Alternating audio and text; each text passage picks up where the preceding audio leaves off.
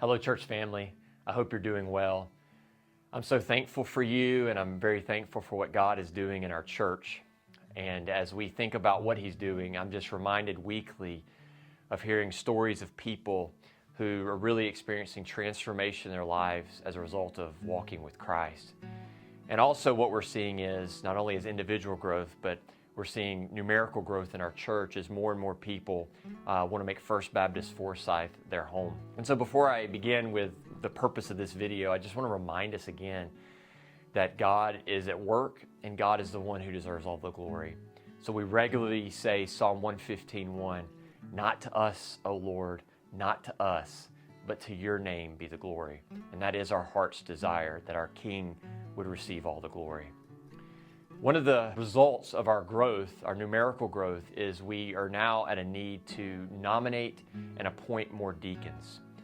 We have a wonderful deacon body who serves so faithfully this church, oftentimes behind the scenes without any recognition or glory. And I'm so thankful for that group of men who are just faithful servants to the church.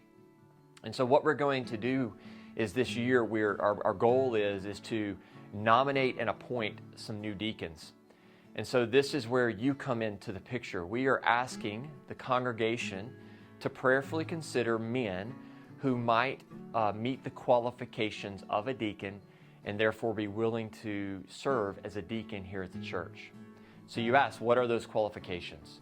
Well, we're looking for two things in the men that we want to appoint as deacons. First, we're looking for men of character.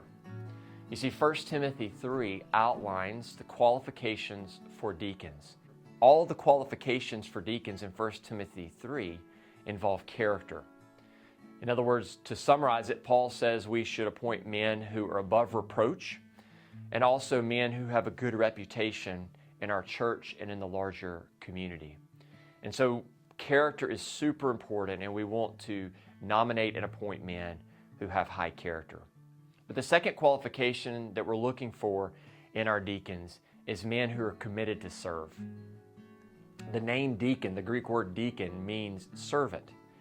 And that captures what's the heart of deacon ministry. And the heart of deacon ministry is for men to come along and assist the pastors in the tangible needs of the church.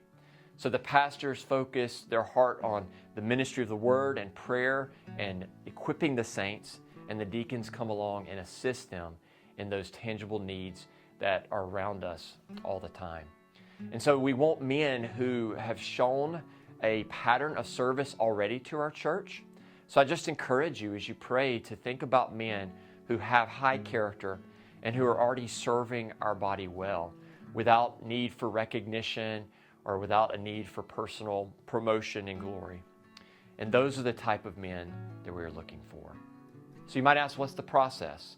Well, the first step in the process is that you, the congregation, will nominate. In the video email that you receive, there will be a link where you can go on to an online form and you can nominate multiple men or one man to be a deacon.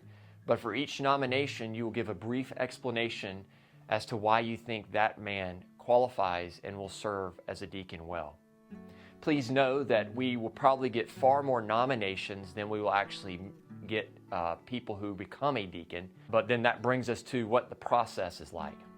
So after you make the nominations, we will then, the deacon selection committee, will then begin to review the nominations.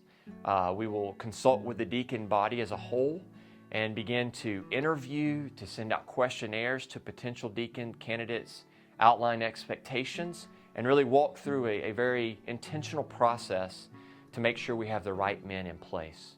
And then after that process is over, we will present the deacon candidates to you as a congregation to affirm in a special called business meeting of the church. And at that point, they would be ordained as deacons and they would begin serving our body. At the end of that process, I do plan to preach a sermon in which I cast vision and outline the biblical description and qualifications of deacons as a reminder to our current deacons, as a reminder to the new deacons, and even as a reminder to our entire congregation of really the privilege and responsibility that comes with being a deacon. So church family, I ask you to please be in prayer for this whole process and throughout the whole process, not only for who you might nominate, but also for all the other nominees and those involved as we really seek to discern the men God has at this time appointed to serve as deacons. So I pray that you will continue to walk daily and faithfully with Jesus, and I pray that we will all learn to delight in Him more, to declare His glory, and to make disciples.